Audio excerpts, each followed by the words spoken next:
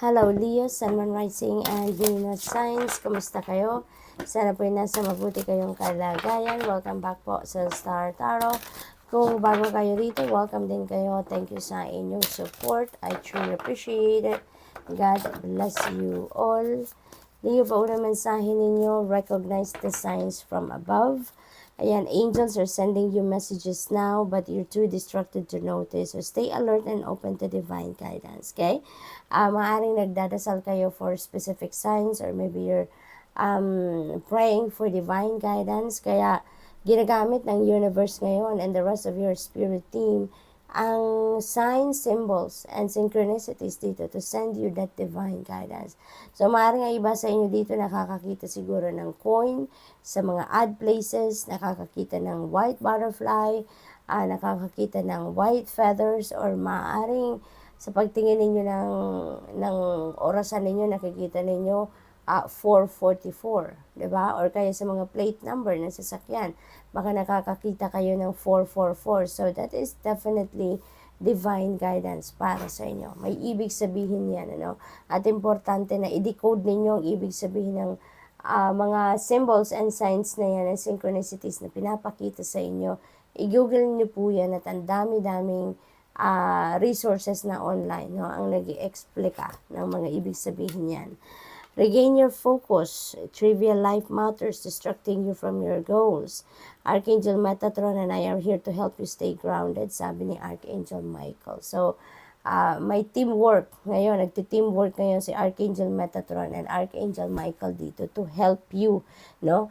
To stay grounded. Kasi maaaring distracted kayo, maaaring you're all over the place, fragmented siguro yung isip ninyo, kaya tutulungan kayong maibalik kayo sa balanse.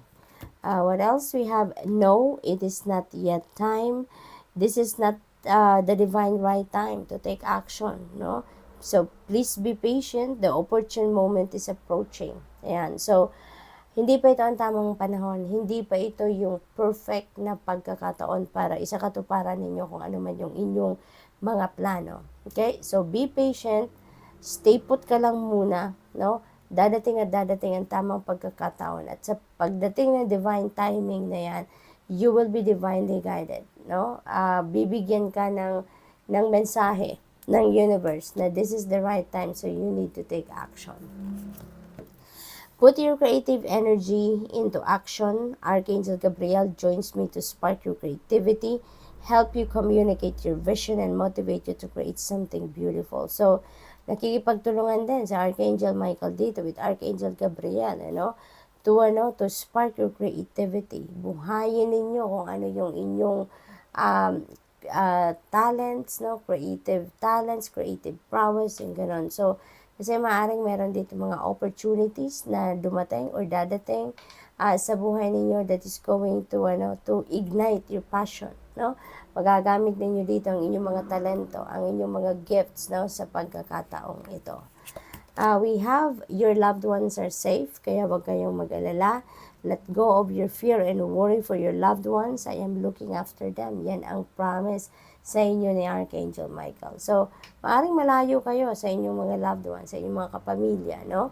At kayo nag-worry. So, sabi dito, tanggalin mo na, i-release mo na sa sarili ninyo yung takot at ang worry ninyo para sa inyong mga mahal sa buhay. At rest assured that Archangel Michael is looking after them. Binabantayan ni Archangel Michael yung inyong mga mahal sa buhay, kaya you have nothing to worry about. Embrace your life purpose. I am guiding you toward your divine life purpose. Whatever makes your heart joyful is what you're meant to be doing. Okay? So, ngayon, maaaring since yung creative prowess ninyo ay mailalabas nyo na sa ngayon, maaaring yan talaga ang magagamit ninyo para ma-carry out ninyo ang life purpose ninyo, no? Kaya you will be guided, no? So be on the lookout for those signs, symbols, and synchronicities, because yun ang gagabay sa inyo. Yun ang gagabay sa inyo patungo doon sa pag-embrace ng inyong life purpose and kung paano ninyo ito maki-carry out. We have stepped into the spotlight. You have a message that the world needs to hear. It's time to share your wisdom. Ayan. So, maaaring kayo, ito yung ano ninyo, ito yung mission ninyo, ito yung purpose siguro ninyo, no? Maaaring kayo ay magiging channel ng good word of the divine, no? Maaari din na spiritual guide kayo, spiritual counselor, teacher, motivator, no? Motivation speakers, maaring mga ganon, or siguro mga ano kayo, mentor, 'di ba? Maaring ganon. What else? Trust the guidance you're receiving. Archangel Uriel has blessed you with a brilliant epiphany. I am also present to clear away your worries so you can trust divine guidance. Ayan. So, magtiwala kayo, no, sa mga divine guidance na dumadating sa iyo through intuition, through symbols, signs, and synchronicities. Kasi, tinutulungan din kayo, no, ng dalawang archangels na ito para matanggal na din yung mga worry ninyo, matanggal yung mga stress ninyo, at magkaroon kayo ng kalinawan sa inyong isipan, no?